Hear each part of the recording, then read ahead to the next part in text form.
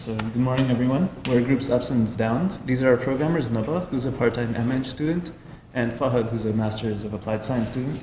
And my name is Daniel, and I'm a PhD student, and my research is focused on working with hospitals and medical researchers to come up with mobile apps to monitor patients. So mobile and wearable devices contain various sensors today, and continuous sensing from these sensors can provide new insights onto patients' lives and their health.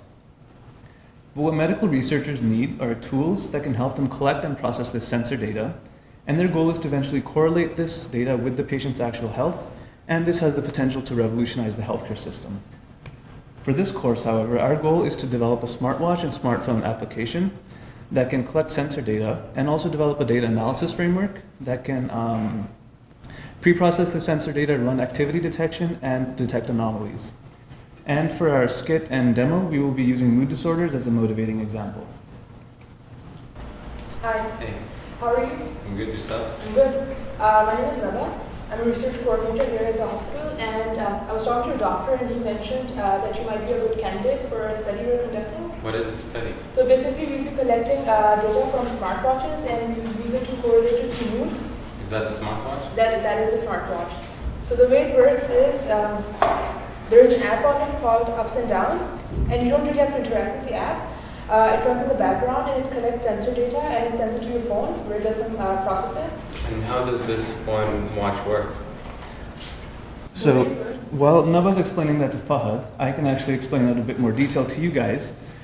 So how this works is the smartwatch collects step count, heart rate, microphone, gyroscope, accelerometer data, and that data is pooled on the smartwatch for a while. Eventually that's transferred over Bluetooth to the cell phone, and from the cell phone for now it's manually transferred over ADB to a server where we've built a data analysis framework that can process this sensor data.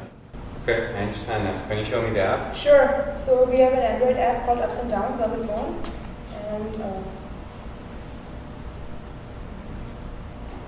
it's kind of slow. With 5 seconds. Okay, so I just log in with my credentials, and so there's a tab called Summary tab, which shows a historical view of all of the sensor data that's been collected. Okay. And there's another tab, Analysis, and you have these buttons here. And are you correlating these to mood? Yeah, so all of these are correlated to mood. So for example, if you look at audio, right? Okay. So by default, this tab will display all of the data that's collected, like for example, for the last 3 months, right? But you can narrow down the window to last 7 days or just today, depending on what you prefer. And so you can see for voice activity, you have 2 data sets here. The gray indicates the total voice activity recorded by the smartwatch, and the pink bars indicate the voice activity of the person wearing the smartwatch. And how does voice activity work?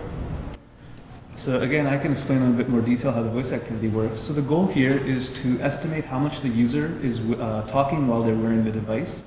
And to do this, we receive audio data from the system in the form of an MP3 file. Before we can work on the data, we have to convert it to wave. Then we take the audio signal and we split it into these 50 millisecond frames. And for each frame, we compute various features such as signal energy and spectral centroid.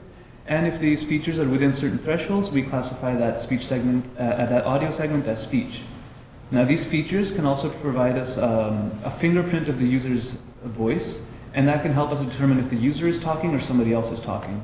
So in the audio signal here, you can see me having a conversation with my brother, and the red segments are segments where I am speaking. Okay, I understand now. What else is it? You also have heart rate here. Okay, and what is that? That's your average heart rate for every day, and you can see for the last 7 days. Cool. Yeah. Recording for today. There's more. You also have physical activity that you can look at. And how do you determine my physical activity? And again, I'll explain more detail. So physical activity is estimated from the accelerometer, and to estimate that, we first have to remove the gravity, which is always a constant in the data. Next, we calculate the magnitude of the accelerometer reading, and we look at the variance. If the variance of that particular time frame exceeds a certain threshold, then we classify that as physical activity. And here's an example of accelerometer data. So you can see the X, Y, Z axes. And below is our binary classification, and you can see in the beginning there's no physical activity, and at the end there is physical activity. Okay, I see. What else can you show me? The cooler part is our sleep analysis. This indicates the number of hours you're sleeping every day. And how do you know how much I slept? So the way we figure out how much the user is sleeping is we base this on the binary physical activity, not the raw sensor data. And the key idea here is that when the user goes to sleep, they take the watch off and place it on the table beside them. So what we look for is a continuous segment of no physical activity at nighttime, and that gives us a rough estimate of how long they slept and what time they went to sleep. Okay, I see. And what are these blue dots? So the blue dots indicate anomalies. So, like for example, for this case, for this instance of time, this person was sleeping for 11 hours, which for this user was more than or less than their average. Okay. And how do you find these anomalies? So this is something called that's temporal anomaly detection, and the key idea here is that we establish a baseline for the user's time series data, and then look for significant variations from that baseline. I see. And what else can you show me? There is the analysis tab. This shows us in very simple form whether, like for each of the attributes, whether the person was performing above or beyond their average. So, for example, physical activity, you can select sleep and speed. One indicates that for this, like for the given period, the person was more physically active than their average, and a negative one indicates that they were less physically active than their average, depending on the threshold we are. And you can just like for all of them, you can see a general trend and try to infer information from it. Okay, that's cool. Yeah, I'd like to sign up Cool. for your watch. Yeah. So we've learned a lot in this course, and one of the things that we learned is that continuous sensing is hard. It's hard to always record using a smartwatch, and it's hard to always record reliably as well. And in general, dealing with sensor data is hard because data is noisy, and you have to do a lot of pre-processing to fix that. And also, mood is really hard to pinpoint. So everyone has a different interpretation of mood, so it's really hard to also measure mood.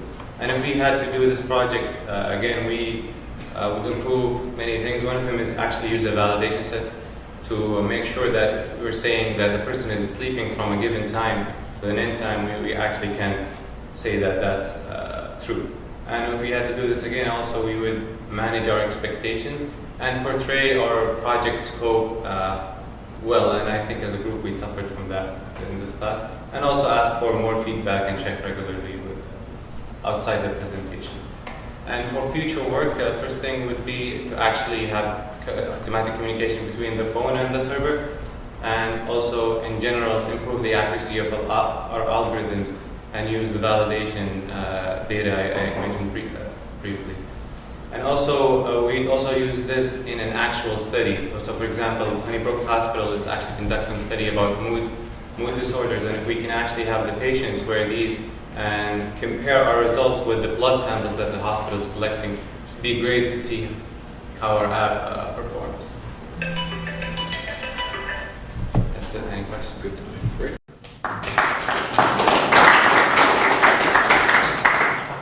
Yeah, I think the way you recast it works. That's kind of what I was asking you to do. So I guess that's, you did what I asked you to do, and it makes sense to me now.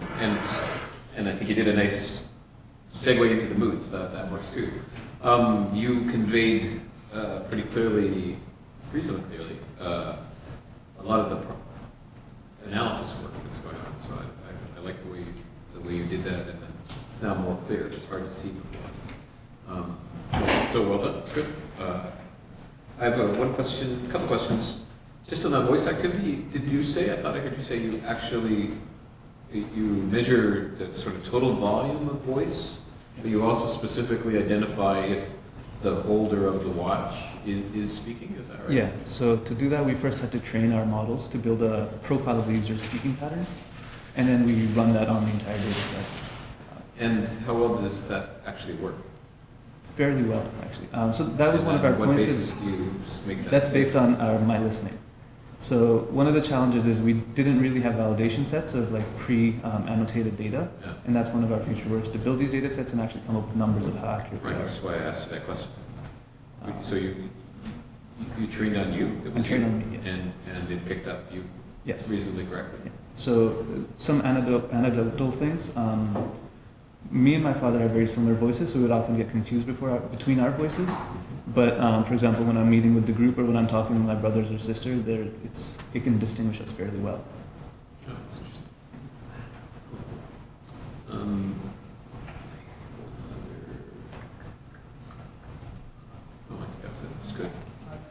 tracking the anomalies graph on the map, On the app. on the app? Oh, on that. So my question is, for a couple of the sections, bunch of for sleep, or whatever, you said, so maybe just sleep. Sleep. Okay, so you're saying that the ones above are above average, the ones below are below average, but there's, in every case, those were not an even number. There's way more above average than below average. How's that possible? Wouldn't that mean the averaging? So for sleep, actually, the average is if you sleep normal hours. So if you see a 1 there, it means that you've slept more than 11 hours. And if you see a -1, it means that you slept less than 4 hours. So it's not all the data is the. Yeah, so not all the data is actual average. So, Okay. so for sleep, it's based on what's good sleep. But for physical activity, it's based on actual average. So you, most of the time, because we have data, the watt is inactive, where your physical activity is 0, you get these as anomalies. And this spike you see, we actually correlated to the date, and we found out that Dan was actually going to an airport. That's why you see the spike in physical activity for that day. Even then, it's not just a simple average because we look at different time frames. So for example, if you have about 2 weeks where you have very low physical activity, it'll calculate that transition as a change, but then like the next week where it was the same as the previous week, that won't be counted as an anomaly. Okay. Just, yeah, as a display, it seems weird to have kind of looks like binary, either 1 or 0. Yeah. And say it's an Yeah. average, and say there's a 1 above average and a 50 below average. Yeah. It seems like if you have more increased or decreased in that And then kind of a slightly esoteric technical question, those instructions you were showing, was that like just a picture that you made, or was that actually like a transparent overlay? over It's the an UI? overlay. Okay, and you guys did that custom? Or is that like a library? There's somewhere? library there. Okay, can you also email that? Yeah. That was really, really nice. Which one? Which? Like when they went to a new page, it said like, oh, here's the tabs, and it had like a Oh, yeah. translucent circle over the UI. It was really nice. also have the explanation. Yeah, yeah, so I'm like, was it? That was really cool. I mean, those are walkthroughs who they are. That was really cool. I can email you that. Any other comments or questions? Good.